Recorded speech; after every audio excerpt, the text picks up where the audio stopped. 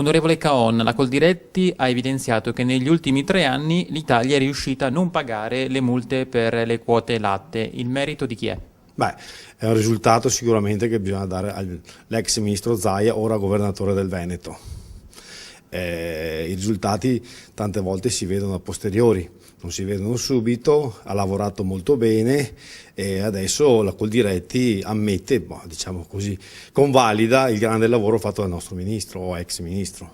Ricordiamo che cosa ha fatto il ministro Zaia quando era ministro. È riuscito ad imporre in una certa maniera il pagamento delle quote latte anche rateizzandole e poi è riuscito anche a portare a casa delle nuove quote latte dall'Europa. Non è una cosa da poco portare a casa dall'Europa qualcosa. È una battaglia che la Lega Nord ha sempre portato avanti in questi anni. Sì, io anche tengo a precisare una cosa, che politicamente quando si avvicinano le votazioni gli altri partiti fanno sempre i sciacalli su questa cosa dicendo cose non vere. Questa è la verità, è la Coldiretti che certifica questo. È un sospiro di sollievo per molti allevatori, agricoltori in questo periodo di crisi economica. Sicuramente sì, e anche dà una linearità di quello che un'azienda agricola deve fare, deve mantenere. Sicuramente si è creata una linea che prima mancava.